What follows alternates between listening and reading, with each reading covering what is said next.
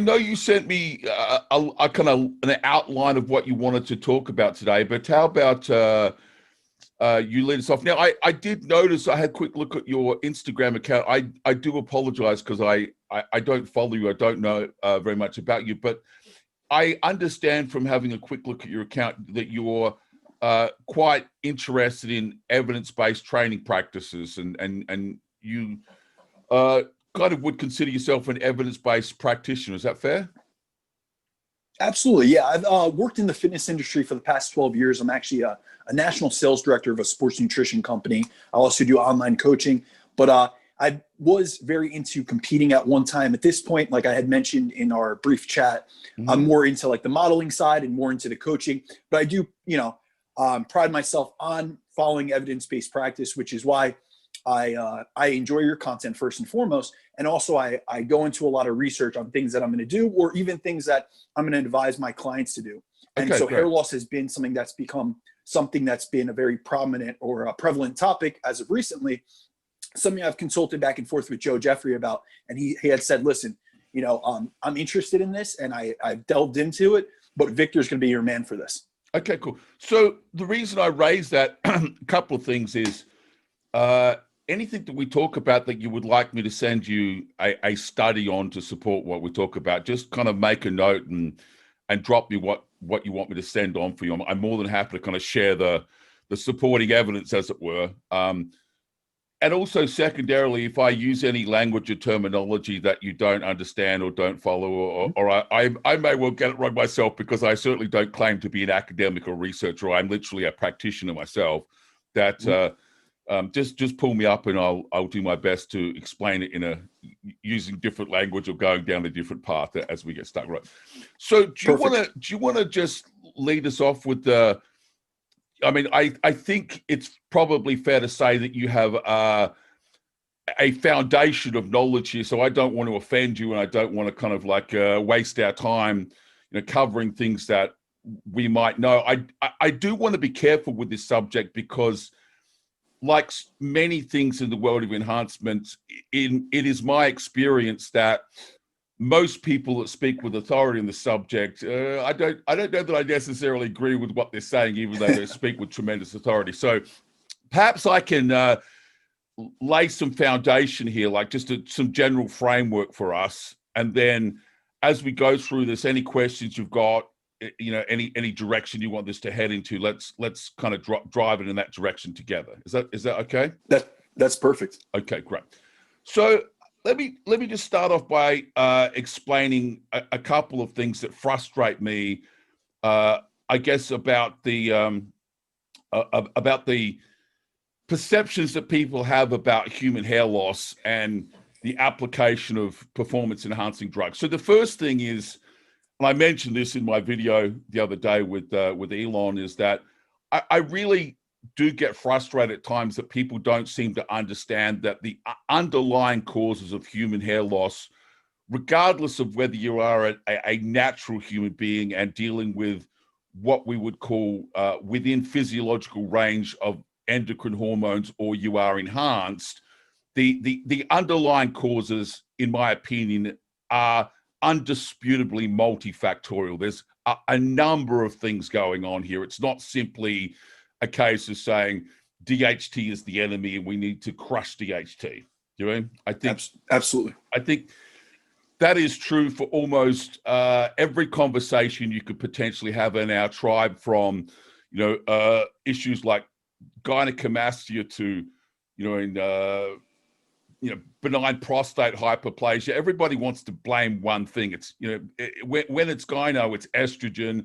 When it's BHP, it's fucking DHT. Do you know what I mean? Like it's just not that simple, unfortunately. So what I wanted to show you here was this fairly generic graphic here that basically shows that there are a number of potential contributors to the discussion here.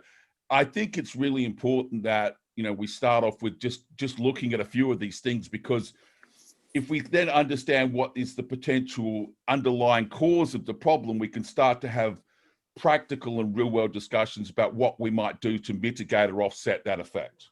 Okay. So Absolutely.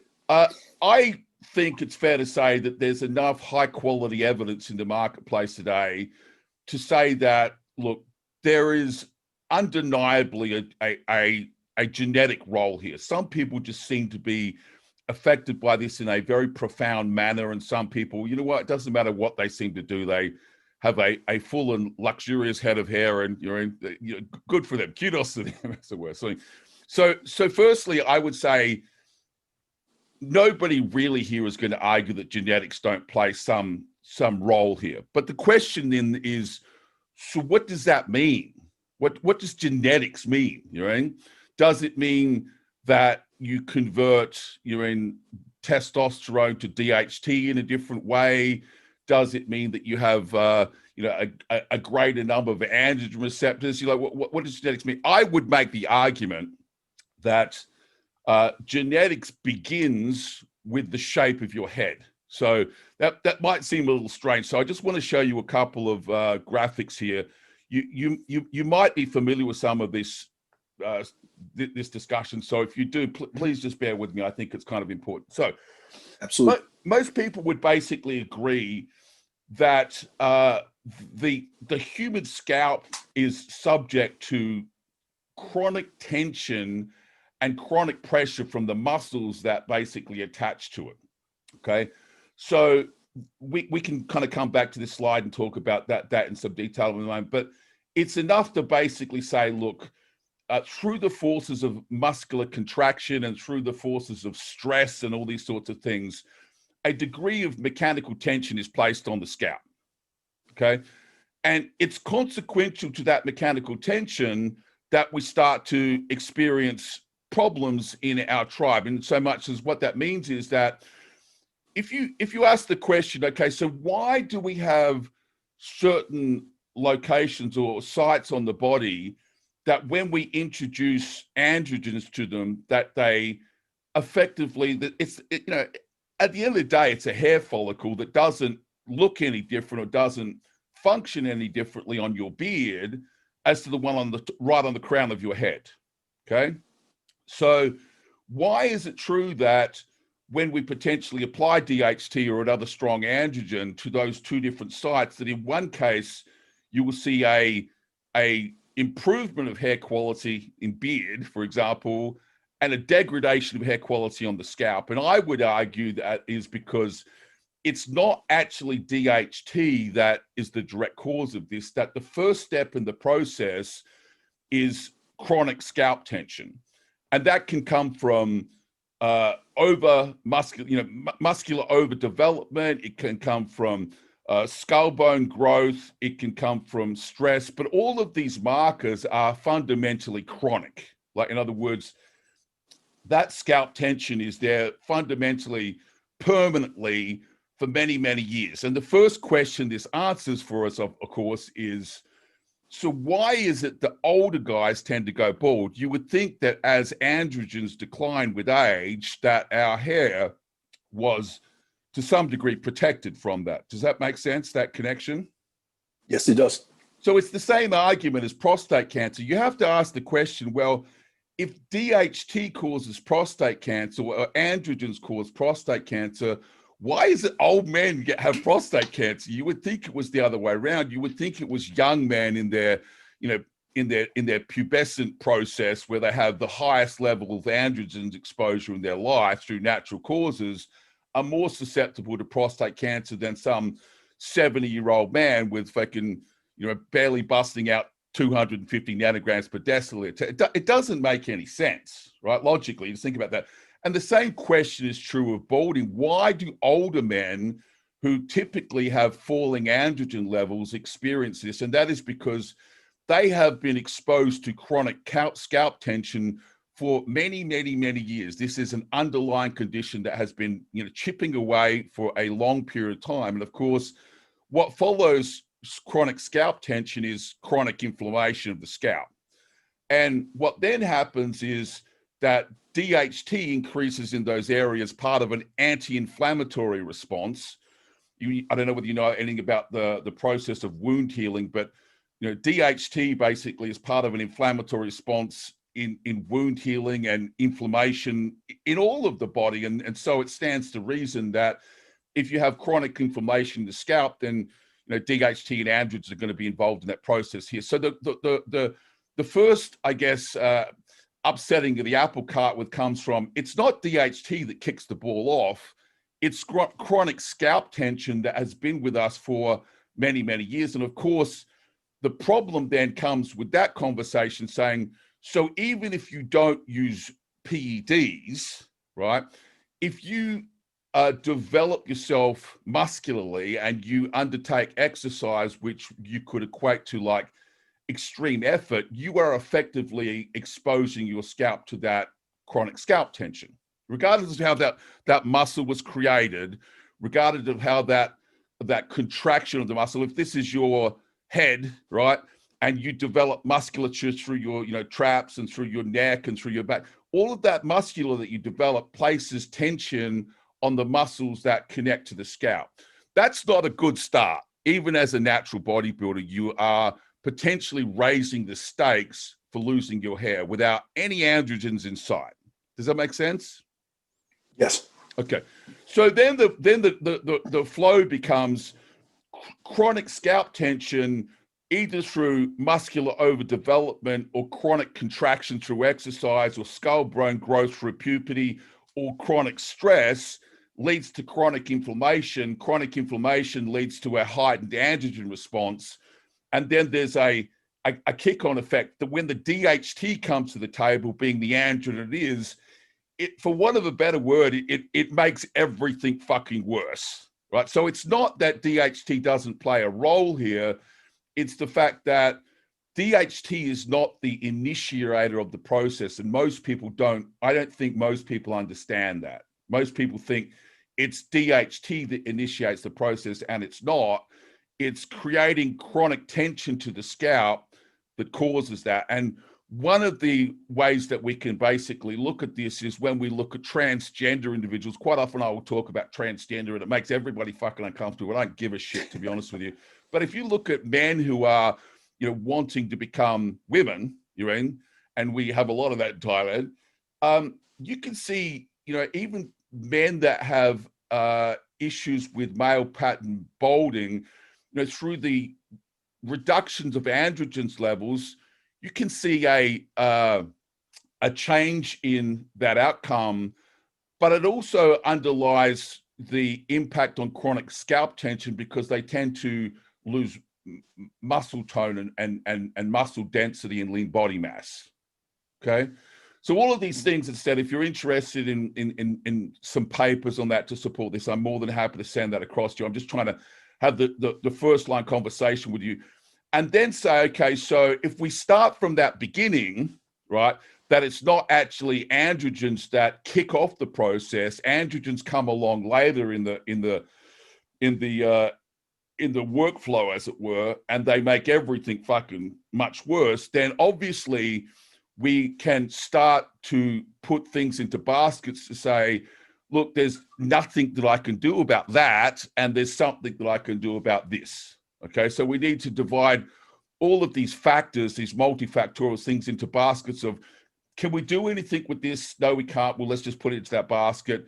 And can we do anything like that? So the first big one, the big shocker for most people, as I said, the fact that when I say to them, dude, just the fact that you want to put more muscle on your frame, just the fact that you want to go into the gym and you want to lift heavy weights and grunt and groan, sweat and fart, that's bad for your hair. You need to accept that. That's not good for your hair. Do you know what I mean? Castrating yourself, right, is good for your hair. Do you know what I mean? Like, and becoming a transgender woman, that's good for your hair, right? Yeah. So this then leads us to the question of saying, well, if we accept that for one moment and put that across to one side and say, right, I get what you're saying, androgens absolutely play a role here, but so do antioxidants and oxidative stress and chronic stress management and building musculature and stuff. We can start to create this profile that says, look, I want to create a list of all the things that we could potentially talk about. Let's see if I can find I think I've got a list here somewhere. Anyway, we'll go through a list of all the things that we want to talk about. And the point is, it's not just DHT. It's this, right? So let's start with the hormones, because it's fair to say that the human hair follicle is extremely sensitive to endocrine hormonal changes. Okay. So this is, and I'm just really just throwing these out here at random. So this is not like a prepared presentation I have. I just wanted to try a couple of slides at you. So the first one I would say is, again, most people are aware that about 25% of the women who undergo breast cancer treatment using endocrine therapies like letrozole and AIs and these sorts of things, tamoxifen, experience what we would describe as a hair loss that is similar to male pattern balding. Okay, so that's a big number. 25% is a big number, yeah. And the obvious reason behind that is because when you basically suppress estrogen low enough, there's consequence to that action. Okay, obviously that typically results in an increase in androgen levels, but also it creates in a variation between androgen and estrogen levels. Estrogen gets suppressed. This is not good for your hair. Okay, so all of those AIs, tamoxifen, letrozole, anastrozole, all of those, I would, there's 1,000 reasons not to use them. One of those is that it's bad for your hair, right? Estrogen is good for your hair. And as I said, that's demonstrable not only in this cohort of individuals that basically have problems with hair loss, but the improvement you see in transgender men, basically transitioning to women, where when they suppress androgens, they see a improvement in hair loss, but you don't typically see like the same magnitude of change that you see if you also introduce estrogens. So estrogens are hair friendly. This is something we do not want to crush. And this is one of the arguments I have against the nandrolone only crowd, which is estrogen is not the enemy. Estrogen is very good for your hair. Okay. Yeah. Yes, I understand the DHT argument, but where are you getting your estrogens from? To a great enough magnitude to support that process. So if we just said, okay, it's enough to say in this instance that estrogens potentially are good for us, and people who use aromatase inhibitors and SERMs, about 25% of people that use them in breast cancer treatment have problems with hair loss. Okay.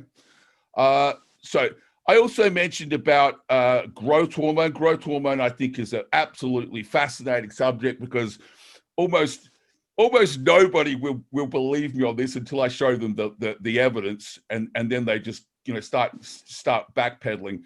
If you spoke to most people would say that growth hormone and the consequential increase in IGF-1 levels is good for your hair.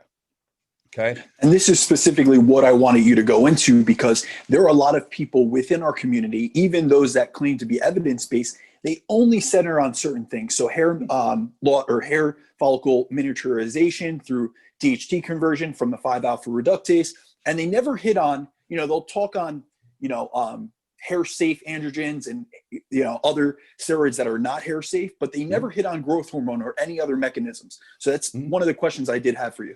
Okay, so it's fair to say that people with growth hormone deficiency there is a correlation with bad for your hair. Okay, so like with most things, and as we go through this, there's an inverted J curve. You know what I mean by that? Like too much is not bad for you, too little is not good for you. Gotta find a sweet spot. There's a sweet spot in the middle. And it's true for pretty much every endocrine hormone that we have to discuss, including IGF-1. So if you said, an individual with growth hormone deficiency, are they more or less likely to have hair loss problems? They are more likely to have hair loss issues. Okay. But, and this is the but, you have to appreciate that in our tribe, we are unique in so much as that we do things that press us outside of what we would call normal range into supraphysiological levels of hormones. And so it's not very well understood that individuals that have basically a disease state called acromegalia, do you know what that, it's basically a overproduction of growth hormone. Absolutely. Yeah. Okay. So Andre the Giant had it. Correct. So there are a number of treatment methodologies. one of which is a surgical procedure, basically with the intent of normalizing IGF-1 levels by operating on, usually the underlying cause is some sort of pituitary type tumor. And what's really interesting is that about half of the people that undergo a surgical rectification of elevated IGF-1 levels experience hair loss. And the magnitude of that hair loss definitely varies from mild to profound. And interestingly, it's the speculation. It's fair to say that, you know, we don't have a tremendous amount of, you know, high quality data saying why, but the speculation here would be that because they have been exposed to prolonged elevation of growth hormone and IGF-1 levels over a, you know, multi-year time frame, that the hair follicles have become accustomed to what you would describe as chronically high growth hormone and IGF-1 levels. And so when they undergo surgery and they have that corrected, so they don't place them into what we call growth hormone deficiency. They just normalize growth hormone levels. Yeah. The hair follicle units then potentially see that change in magnitude as a deficiency. Mm-hmm. So it's just normal levels of growth hormone, but they see a deficiency. So I wanted to show you this this slide I have on this subject. Hang on a sec. Yeah. Where am I there? I think we've got one here. Okay. So this is, and again, I will explain a little bit about this because this is a little bit different. So this is acromegalia treated with a chemical treatment that is designed to basically lower growth hormone levels rather than surgery, because they didn't have a nice graph in that study for me, right? But this is a kind of nice graph. So you can basically see this is an individual who had, and the red squared filled squares are her IGF-1 levels. So she had very highly elevated IGF-1 levels, and you can see her growth hormone levels there as well, just off the charts basically. And as you can see, as they basically lowered her IGF-1 levels, the purple line represents the introduction of a hair loss state. Okay. Now, her IGF-1 levels never bottomed out. They never went all the way to zero. So she doesn't fall into the class where you would say, yeah, but that's consequential to she's in a growth hormone deficient state. And because she was in a growth hormone deficient state, she experienced hair loss. No, it didn't go that low. It was just normalized. But the normalization of those IGF-1 levels caused her to have a hair loss experience. Now, the obvious connection for us is this, and that is, if you are using growth hormone or if you are using IGF-1 and you are exposing yourself to this, you know, these elevated states for potentially months and years at a time, what happens when you stop? Yeah, I mean, it's changing your baseline. Correct. It has the, well, I think it's fair to say it has the potential to. That's fair. Mm-hmm. You know? So we don't have any evidence in growth hormone users that that's true. But we can say that in individuals that suffer from acromegalia, that have corrective surgery to normalize their growth hormone levels, about half of them have hair loss problems. So I think that's a close enough thread to pull on and say, well, that's really fucking interesting. We can take that and say, that's not unequivocal proof of anything, but it's certainly more than what most people are talking about, where they would simply say either I don't know, or you're in, it's only positive. And it shouldn't be a surprise to anyone, because as I said, every single endocrine hormone you look at typically has an inverted J curve. Too much is too little is bad, too much is bad in almost everything. Like, show me something that's not true of, right?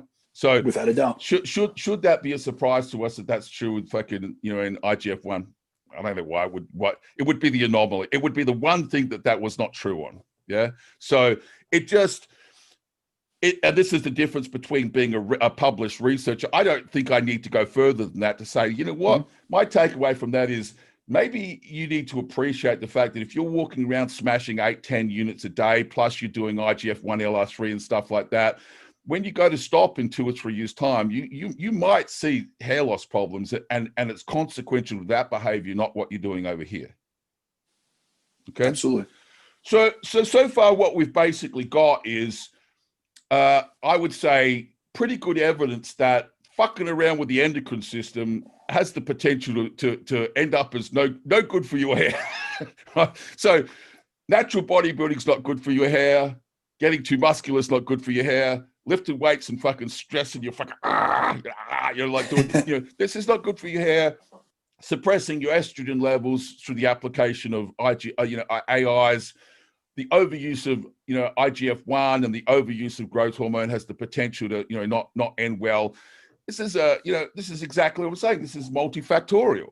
That's all I'm saying. It's not fucking DHT. It's this and this and this and this and this and this and this, right? So I will just show you a couple of other endocrine hormones, and then what I'll start to talk about is maybe some things that we can do to improve the situation. I did just want to quickly show you this one because I think this is relevant again for even natural people. Thyroid hormones directly affect human hair follicle functions. T3, T4, right? So in other words, we've got prolactin, estrogen, androgens, IGF-1, growth hormone. Stop fucking talking about DHT. Yes, you're right, but that's not it. That's not the only thing that's going on here, Julian.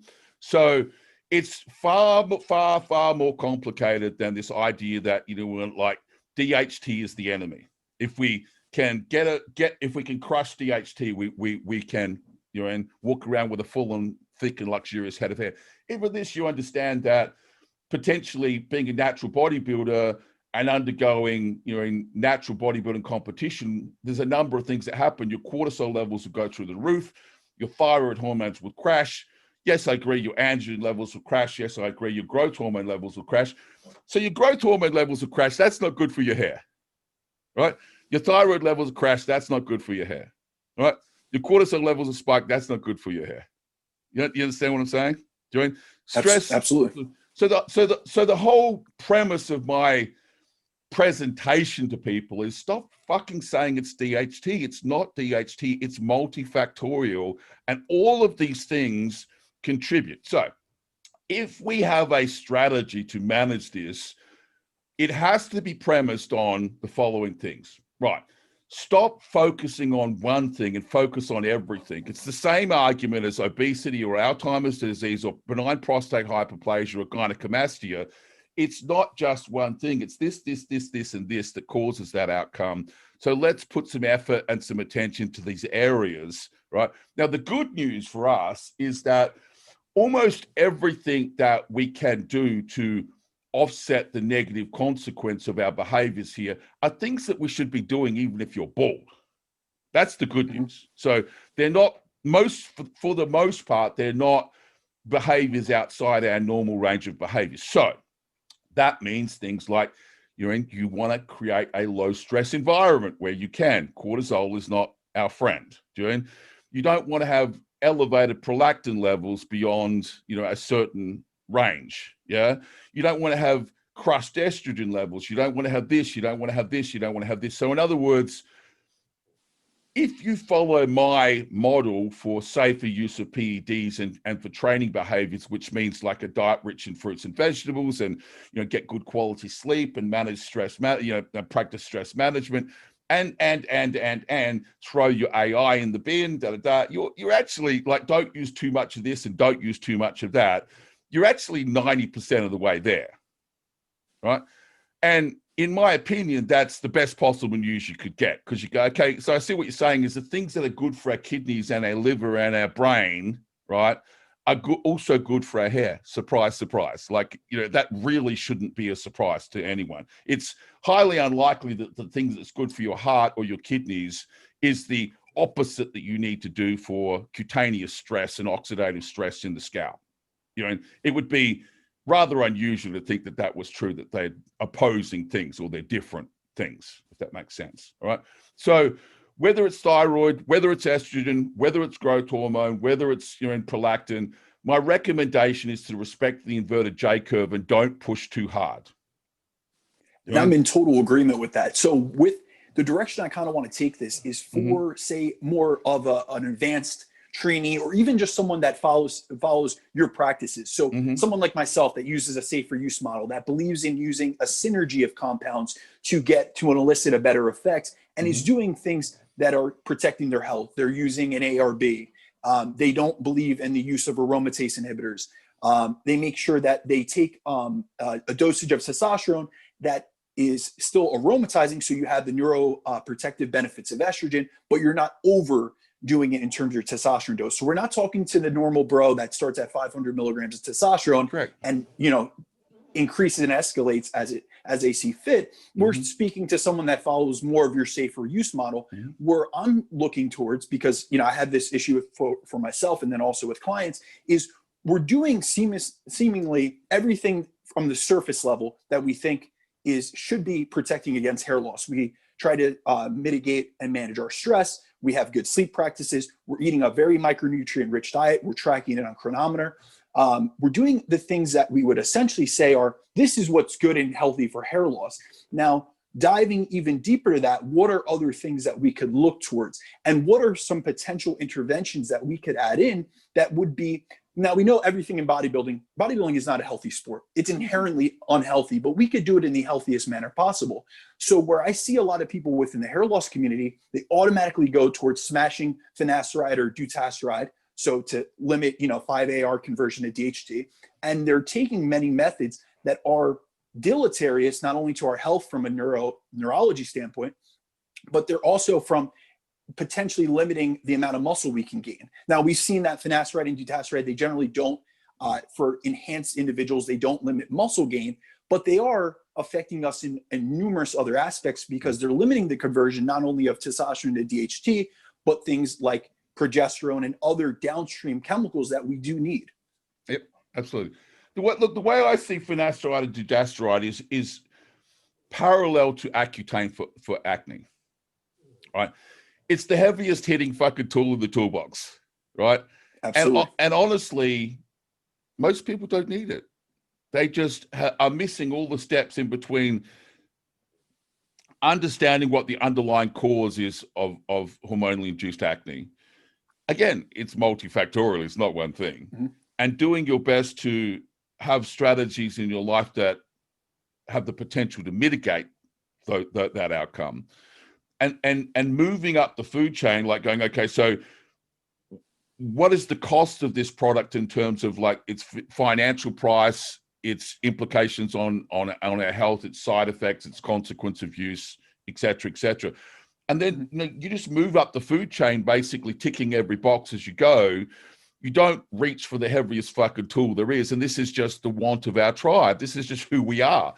What's the strongest fucking thing there is? And that's the one I'm going to start with. Whether it's Trenbolone or fucking Accutane or fucking dutasteride or finasteride, it's just our nature just to go, what I don't really care about understanding. I've got time for that shit, dude. I just want to know, a bullet point on a PowerPoint, tell me how much to take, and is it the strongest thing I can get my hands on? That's just our culture. That's just who we are, doing. And so I'm sure you can draw the analogy between Accutane. Accutane has a list of side effects which are not good for you. I completely agree. If you suffer horribly from acne and you've done everything you could possibly do, and that's the last choice that you've got, and you want to make a choice to open that door, then you do that with my blessing and my support. All I ask is you understand that there are 15 steps along the way that you are a fool if you fucking overlook them. Do you know? So the real difference, the separation point in this conversation, in my opinion, comes from oral or systemic application of these other things to topical. That's the real, where the fucking rubber meets the road in this discussion, okay? Because there are a lot of things that you could potentially use here to good effect, but you have to make a choice between one or the other, because you can't apply them all fucking topically, okay? So it's fair to say, even like when you look at antioxidants, you can go, well, I'll take a little of this and a little of this and a little of this, like it's people do all the time. They, take a stack of antioxidants, including the nutrition on their plate, plus some sort of supplementational form. Maybe they're hell today, maybe they're doing glutathione injections. Who fucking knows what they're doing? They probably have a multi-pronged approach to antioxidant management, right? That's relatively easy to do, but it's very hard to do topically on your hair. You kind of got to pick a couple, and go for them. So the question then becomes, which ones do you do? That's really what it comes down to. So there's a list of things that you could basically say, look, management of oxidative stress is good for everything in our body. And I think you should deploy that strategy, not just for your hair, for every organ in your body. Okay.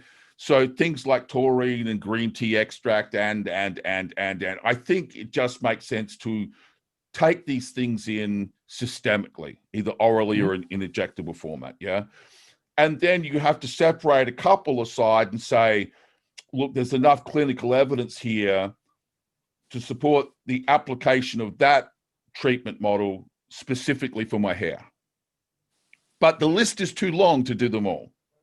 Absolutely. And if you look at some of these guys in the hair loss community, they're, you know, and obviously this can be, this conjecture could go to even bodybuilding. There are a lot of prominent coaches and stuff that recommend a laundry list of anabolics. You know, Absolutely. it's 15, it's a pharmacopoeia of things. And the same thing in the hair loss community. And for me, I've always liked to isolate variables. And if I'm going to add something in, I want to see the elicited effect it has. But many times when you go to other people that are practitioners or, you know, quote unquote experts within hair loss, they're taking 15 different things. They have, you know, 5 different topical anti-androgens. They have, you know, they're using the Nizoral or the ketoconazole shampoo. They're using Minoxidil.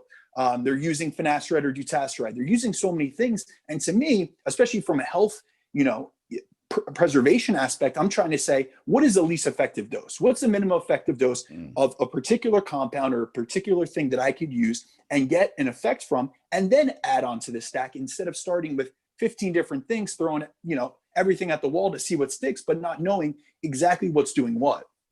Okay. So that's kind of where I was going with this right at the beginning, where you can actually see, go back to this chart here. Okay. So this is where finasteride has an impact on the androgen response component of this workflow. Yeah. And with regard to minoxidil, it's really in here with the antioxidants in the management of chronic inflammation. We actually don't have great data on polypharmacy here. So it is something somewhat speculative. It's a little bit like the antioxidant discussion. Like if you look at it and you go, you know, there's 25 antioxidants that you could take. How much do you take and what combination of these things do you take?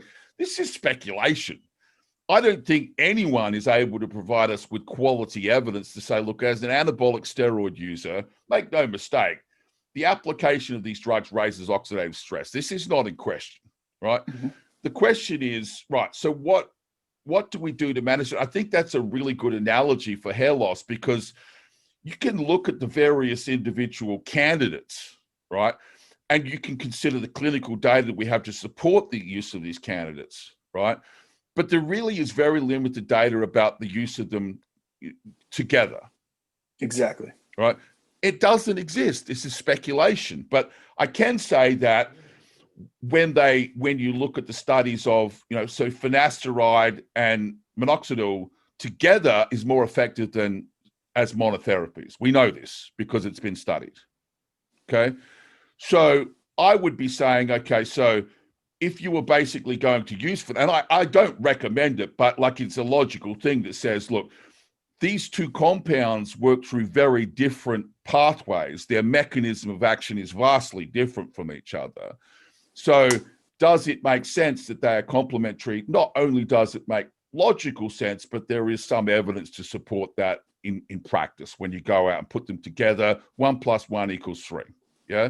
So my argument here would be that you really need to pick some sort of topical application. You mean, and really this is where I said it becomes difficult, because the list of things that you could potentially use is quite profound. Right. So what I would say is put down your throat the things that we know we can put down our throat, because we can say with some degree of confidence that, you know, that these antioxidants applied systemically and orally are effective, at least for the management of oxidative stress on a systemic level. Okay. Are they less effective on our hair systemically than they are topically? Don't have great evidence to support that at this point in time. We don't have comparisons. Yeah. We have a handful of case studies and RTCs on different potential candidates to say, look, if you did this, this seemed to be effective. It seemed to have a positive outcome. But we don't know about dosages, and we don't really know about combining strategies together. So I think you then fall off, and this is where I love who I am, because I'm not a fucking researcher. I get to walk into the bro camp now and start speculating. You know, normally a researcher would leave the conversation at this point and say, that's all I have to say. Thank you very much. Do you know? And I go, nah, I'm just going to keep going because I'm a fucking bro at the end of the day, right? So what I would be doing is basically this. I think the application of melatonin topically is the best antioxidant that you have for your hair. There's 5 clinical trials that show its effectiveness, and it was effective in all of them. Okay. Interesting. Okay. That would to me be the topical antioxidant of choice. Yes, you could try this and this and this and this and this, but let's just go to straight to the most powerful antioxidant we have by molecular weight, melatonin. It's the king, right? So there's any evidence to support that? Yeah, 5 trials, and they all fucking worked. Do you know? So that's a pretty good start. Okay. And then I would be going, absolutely, we should look at minoxidil, as long as you understand there are potential side effects and consequences to the application. But in my opinion, those side effects are relatively benign for our tribe, like itchy scalp and fucking like, some sort of dermatological sort of irritant, as it were, like big deal, like really in the scheme of things, big deal, right? I don't, however, like finasteride. I'm just not a fan of it. I don't like the idea of crushing estrogen. I don't like the idea of crushing DHT. I don't have a problem with modulating either of these things, but I don't think you should crush them. And so then you have to start to look at either you try to use an alternative, a natural alternative, or a combination of alternatives. There are a number of manufacturers that produce what they refer to as DHT blockers. And they're the usual suspects all fucking bundled up in a proprietary fucking package. It's a pill you take. You know? I would much prefer someone, took that pathway than going out of their way to demolish DHT because they're worried about hair loss. Do you know? So I would say that if you did the following things, if you basically, one, were very mindful of the implication of chronic stress. I cannot emphasize, I just think it's fucking, they used to say that, blood pressure, hypertension was the quiet killer. I fucking think it's stress. Do you know what I mean? And all stress is cumulative. We basically have enough stress in our lives through our behaviors that we don't need it by walking around getting pissed off with everyone all the time. Do you know what I mean? Okay. So management of stress, and that means potentially, again, they've even looked at this in clinical studies where they've looked at things like, aromatherapy and massage therapy and acupuncture. Do they have a positive effect on hair loss? Not great evidence to support yes or no. Do you know? Maybe is the answer. Maybe, right? Certainly not no, certainly not worse, right? But it's not great evidence. Like it's what you would call class C or class D evidence, if that makes sense. Do you know? So I would say those behaviors are the first behaviors. And then basically I would be looking at the topical application of melatonin as the primary antioxidant in this particular case. And then minoxidil as the, as a treatment model. And again, of course, that's designed to improve blood flow, and hand in hand in that would comes the idea of like scalp massage. So I don't know if you're familiar with the work on scalp massage, where people basically self-massage their scalp every day. I don't see anything except the opportunity cost of, like, I'm not sure that I have the fucking time to be sitting there fucking rubbing my head during. But I can't see it as, it's like almost like do no harm. What harm can it do? In the grand scheme of things, do it for 30 days, see whether you feel like there is an improvement in that space of time. And again, there are very specific techniques that you're supposed to use. It's not just kind of rub your fucking head with your hand. I even, to be honest with you, I live in Thailand, and one of the things that we do here is, because massage is so cheap, we get massage every week. It's very difficult to afford overseas, but I think it's a fucking great idea. They fucking rub your head when you finish. It feels great. Like you can feel like the blood flow, changes in your scalp after they've given your head a good rub. You know what I mean?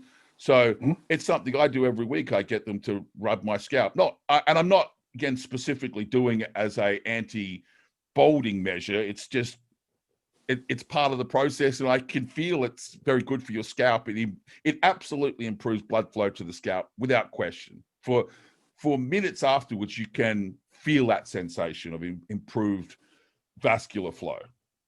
Okay, so I know this is the kind of part of the conversation where we get to where we kind of say, okay, so I think there's things that I could draw a circle around. So I would recommend that you do this. And then there are things that I have to offer you a raft of solutions to say, look, all of these things have merit. Like even like you asked about saw palmetto, yeah? If you look at that, you have to look at it and say, again, it's like a do no harm thing. There is not fabulous evidence to support this at all, do you know? There's okay evidence, like it's okay, but it's not like, holy crap, that was amazing. And again, it's been, you know, evaluated topically, but I wouldn't put it up against melatonin. Like the evidence that we have to support melatonin just completely fucking smashes that aside if you're going to apply it topically. Yeah. So you have to go through the list and kind of say, I don't think it's practical.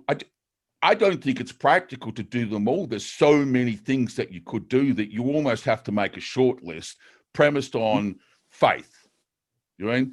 Faith and the evidence. So again, 5 clinical studies on melatonin actually looks fucking pretty good. And I think melatonin is the best antioxidant there is. So that lines up with my own personal biases as well. Do you know what I mean?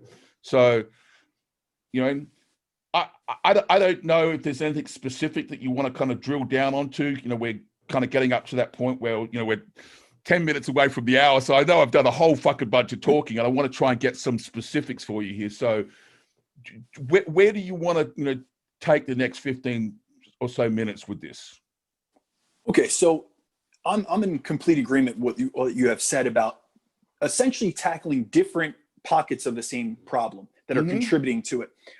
Now, so say we're not going to go the finasteride route, because one of my questions was on finasteride, but say that we're going to literally take the context or the outline that you have of a safer use model, and within that, you personally wouldn't advise finasteride. So we'll take that off the table. That's not an option at this point. So if we were looking just can I just clarify that, because I intend to post this up and people might not fully understand what I'm saying there. Let me just repeat. I see finasteride in through the same filters as I said with Accutane, right? So if someone has acne, I don't have any problem with them, you know, like even if they want to come to me and talk to me about acne, we go, okay, we're going to start off over here, right? Okay.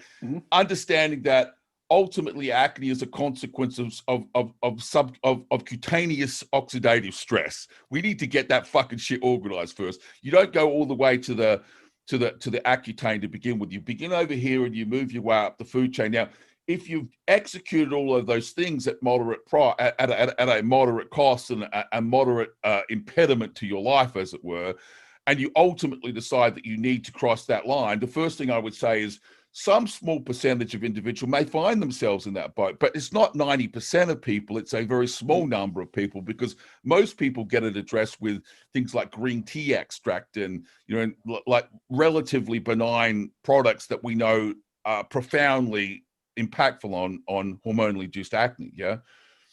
So I'm not saying you shouldn't use finasteride. I'm just opposed to this idea of like, it's the first fucking cab off the rank.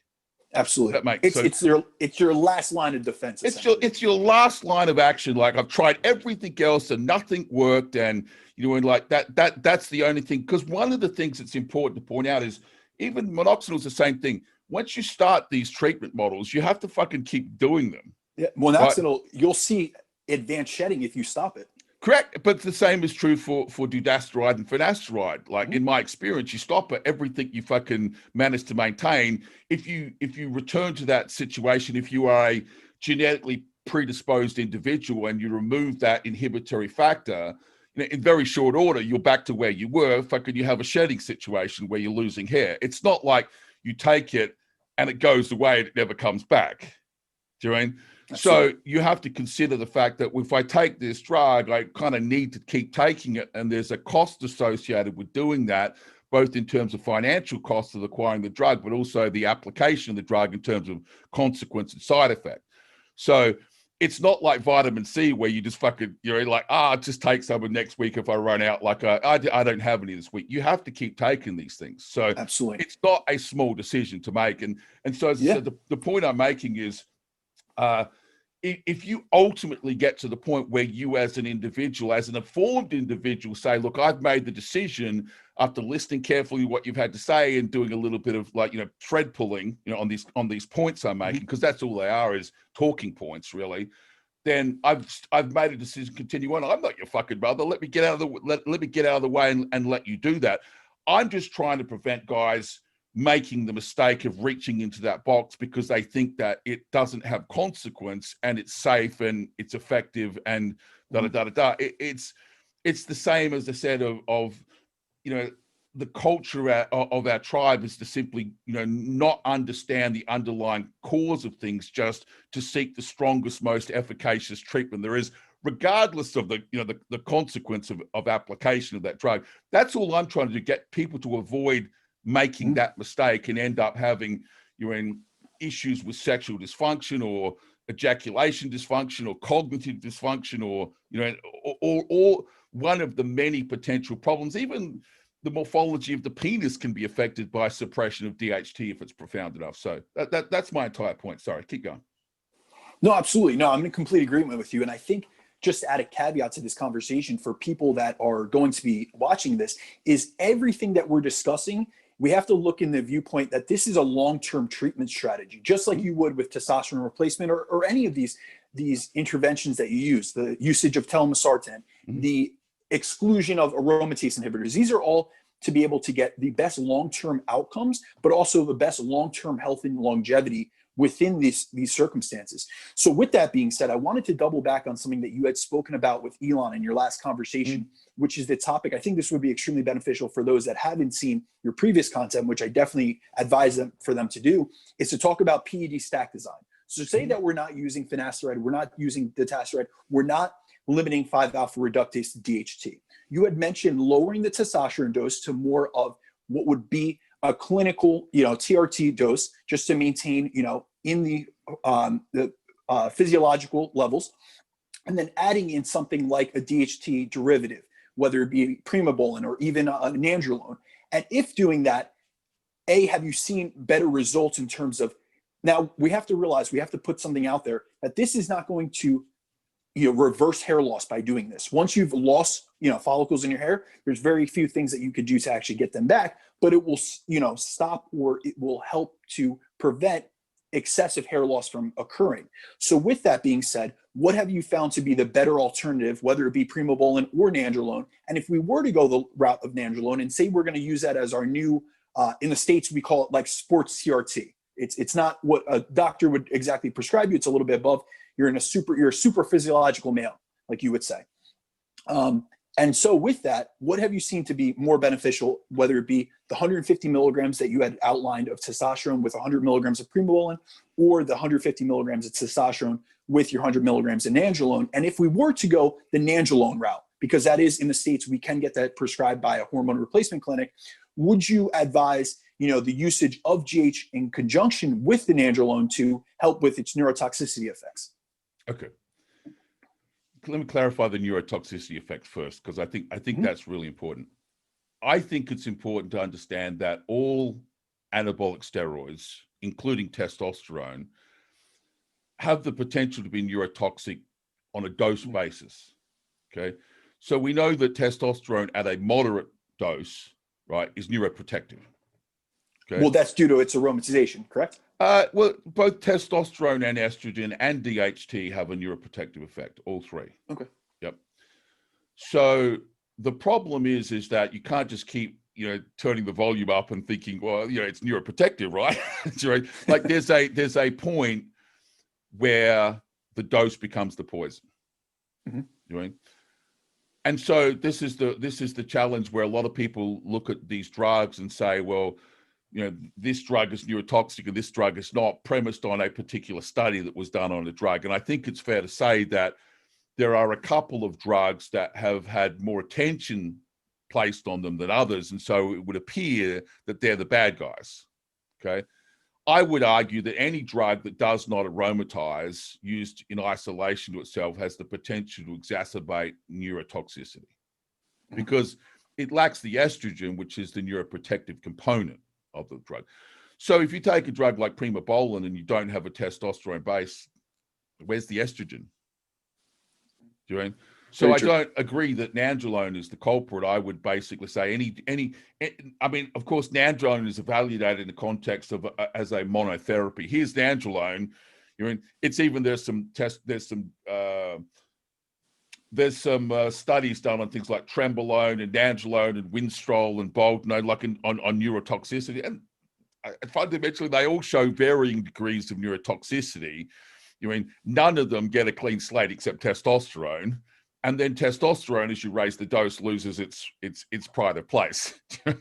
So it's this interesting situation where you're kind of going, I think people misinterpret the study data where they see a study that shows, potential neurotoxicity attached to Nandrolone and the potential to use something like growth hormone to offset that neurotoxicity, as you said. But who's to say that you're in one of these other drugs that, hasn't.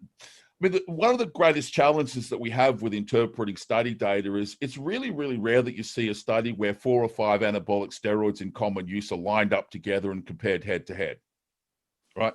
There are a few out there, but it's rare. Usually a study is basically on a drug.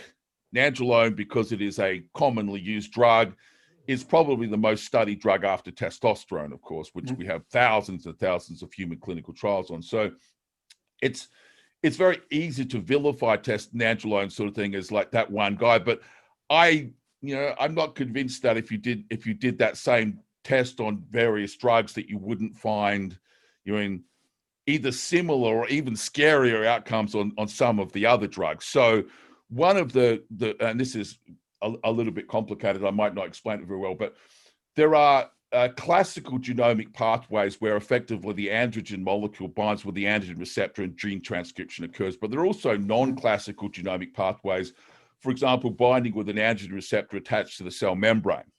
It's not located within the cell itself.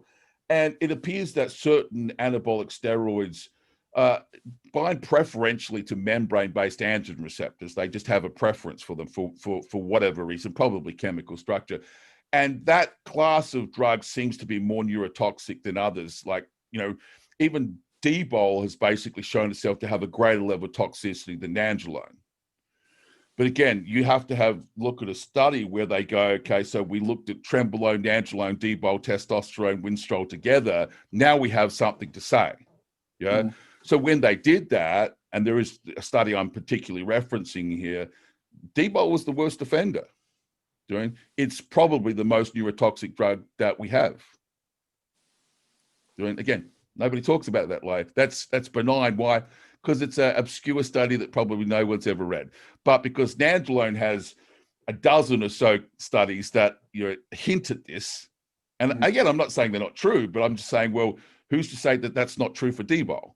It's only the fact that those studies haven't been done on D-bol that we, it's the old adage of a lack of evidence. Just because it's not in the clinical evidence doesn't mean that it's not true. Absolutely. So the point I would make here would be, let me see if I can provide some value to your question. That is, I don't actually agree that you would expect to see a differential, because if you take into account the whole discussion we had here, you can see, okay, so the degree of intra-individual genetic predisposition to male pattern baldness, and then the vast array of different behaviors you see from members in our tribe, okay? And then, of course, dosages comes into account. I appreciate what you said about dosages, but that's a small percentage of a small percentage that's fucking around with those dosages. You're like, it applies to this many people, do you know what I mean? And in my opinion, that group of individuals, probably you could even draw a circle around and say, let's throw them in the natural basket, because the level of androgens is not profound. But we all know that, about 50% of people over 40 have already experienced some degree of hair loss, and the rate of people experience hair loss, rises rapidly to the point of by the time you're 80 years old, 90% of people are experiencing hair loss. Yeah. And none of these people have touched a steroid in their life. So who's to Very say true. that 150 milligrams of testosterone is or is not going to do that? I make that mention because I do believe that if someone said to me, look, tell me what the safest possible cycle is, Victor, like across, and I mean across the whole spectrum of what safer use means, I would argue, well, keep your testosterone within physiological range. Nobody said that you have to, push it into super physiological range. But what you're doing is then using that to offset the shutdown of the hypothalamic axis, the testicular axis. The testosterone is not there to provide an anabolic stimulus. It's simply to maintain sexual function and all of the functions that come with testosterone. Yeah. Cognitive function, sexual function, and use the additional androgenic or anabolic potential of the secondary heavy lifting here. Okay. So, if you take the adage that 2 milligrams per kilogram is the testosterone TRT dose. So an 80 kilogram man is 150, 160 milligrams a week. Just take a TRT dose and put some Anavar on the table. Effectively, then all you're doing is replacing your natural testosterone production with an exogenous source and using a tissue selective compound as the growth promotion agent. That kind of makes sense if you look at it, if you think about it that way. Who said that you have to go to 300 or 400? Exactly. You certainly do not have to do that. But is there any observational evidence that says that's going to produce a better outcome from hair loss? I would argue that anyone that answered that is very biased, because in order to make that assessment, you would actually have to be studying that, not just observing that. People come and go in my life all the time, right? And their cycles are constantly changing and their behaviors are constantly changing. And I believe that hair loss is typically a multi-year situation. As I said, if you remember what I was saying about, the chronic scalp tension over years is the reason that guys experiencing hair loss at a later age, because that's been at work for a very long time. Yeah. So I just think it would be an indicator of profound bias to say, I've seen that happen. I just can't imagine being able to predict that, with any degree of confidence. I mean, I've seen individuals who, like myself, have been exposed to these compounds for decades, with what I would consider minimal hair loss. I'm not saying that steroids haven't contributed in any meaningful way to the reduction in hair that I have, but I'm 53 years old, for fuck's sake. It's like, it's quite likely that I would have experienced some hair loss if I'd never gone near a steroid in my life by 53. Just statistically. Yeah. So, you see these guys come along and go, how do I know that you're not that guy who just wasn't going to go bald and you did this and I didn't lose any hair, but how do I know that you're not that guy? You have to have a more controlled study group than that, I think, beyond just a casual observation of individuals, because I don't know. I just feel it's an unrealistic expectation. It's the sort of thing that someone that believes in nandrolone only cycles would see. Like it's the classic example where people will say, the guys in the 70s had their hair and they didn't use testosterone. Like it's that kind of observation. Well, that's not fucking true. Like as I said in the video that I made with Elon, name one Mr. Olympia winner in the last 50 years that has suffered catastrophic hair loss consequential to his abuse of anabolic steroids. And the only one that I could possibly imagine is Dexter Jackson, and he's 50 years old. Yeah, same thing with Ronnie, but they were also in their older age but Ronnie when they became Mr. Olympia. Ronnie shaved his head. He's not bald. Like we haven't seen if it's come back. Like in the case of say a Sean Roden, we've seen him regrow his hair. Let me flash up a picture if you don't mind. Let me see if I can find one for you. Hang on a sec. So because I find this interesting because a lot of people have never seen these photographs of individuals, right? So this is Ronnie Coleman in a position that you can only describe as Ronnie. Like, he's standing in front of his poster looking like fucking Ronnie. That's a full head of hair. Now, very true. I'm not going to suggest that now at his age, he's not experiencing something, because I haven't seen him with a unshaved head for a very long time. But I think it's honest and transparent to say that is the Ronnie Coleman that we all know and love, and there is his lovely full of head of hair. So who said he's bald? Do you That's mean? a good point. Absolutely. So, you know, again, you have to go back to that point of saying, so name me, and again, this is not evidence, this is just observation. Name me a Mr. Olympia who has experienced catastrophic hair loss, you know, in the last 50 years, and none of them. So again, this is the premise of, I'm not saying that's evidence of anything, but this is almost dismissing this idea of observation. I did this and I saw this. Well, so you start going through them and you're kind of going, well, like, again, even, and I made the point for anybody that's watching in the previous videos, you know, like, people think that, let me just show you this one. This is Phil Heath. Absolutely. Right? His hair has regrown. Yep. So he's grown. He said people would go, well, Ronnie was bald and Phil was bald. No, they shaved their heads. Do you know? So this is a great example of that kind of dismissive observation can get us into trouble, because you could look at that and make that observation and say, well, isn't that proof that, you know, high level androgen use isn't consequential to hair loss? And I think that's dismissive. I think that's wrong. You know, but that's an observation.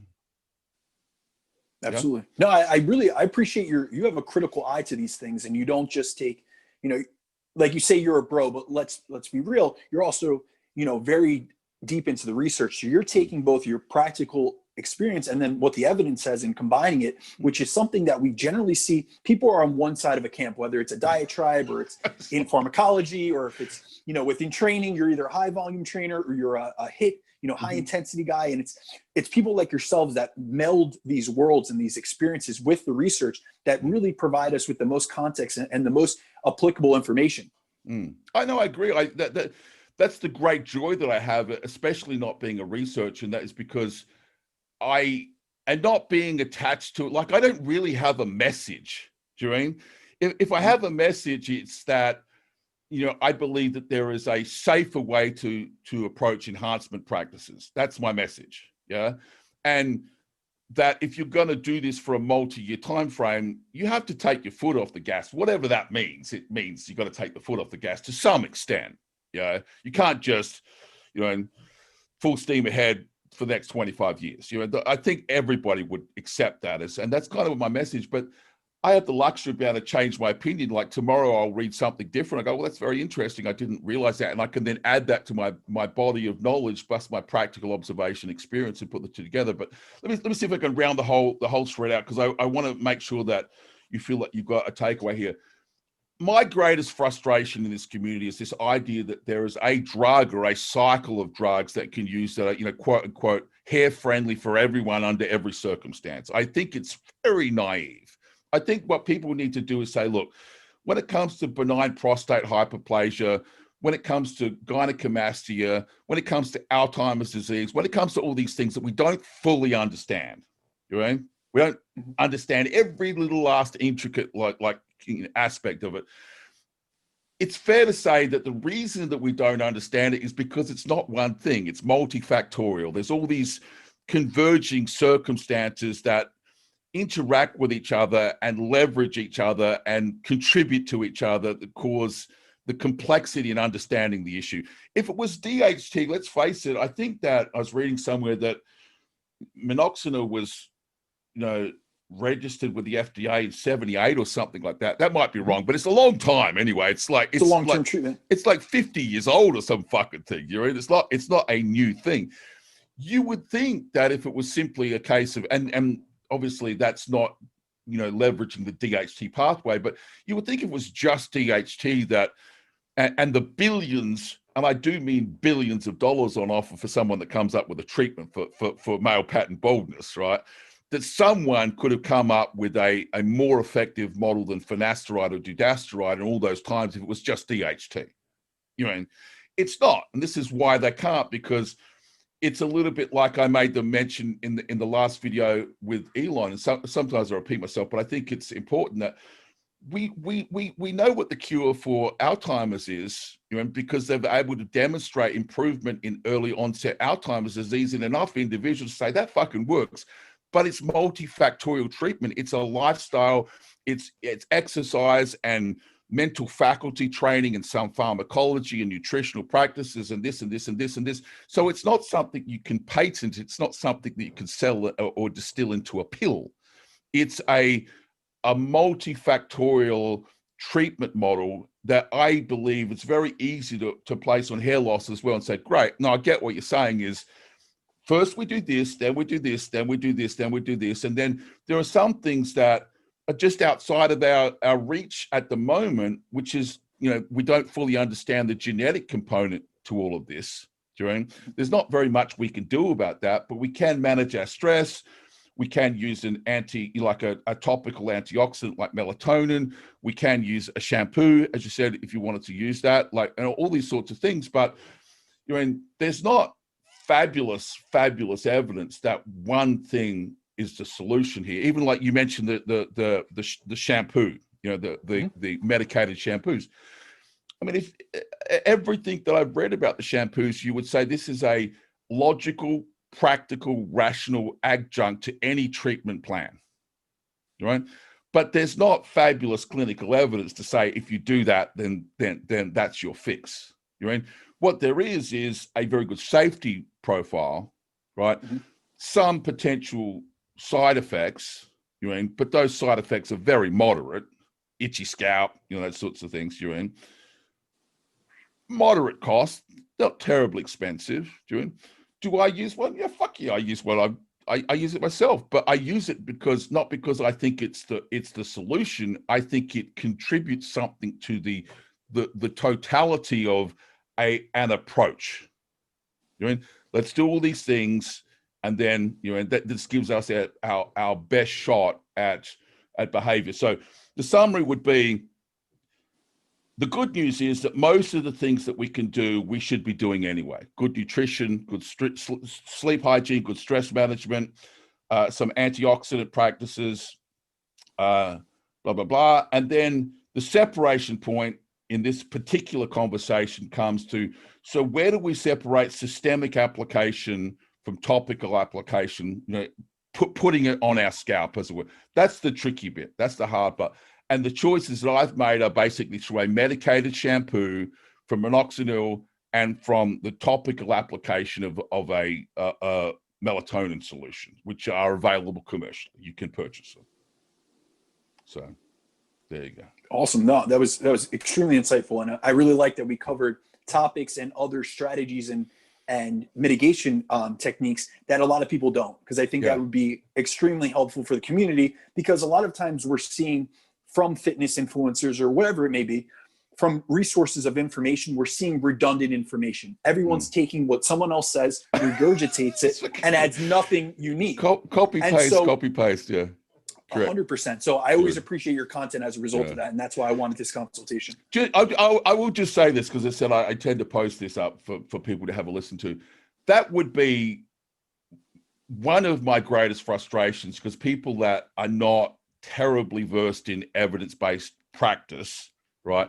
It's very easy to listen to someone like myself and say, he's the lone voice in the wilderness. What does he know? Like the crowd says this and Victor says that. He has to be wrong. Do you know what I mean? Absolutely. It is a little frustrating, because it takes a certain experienced ear to go, man, I've never heard that before, and he's willing to provide citations, references, whatever you want to call them, to support my statements.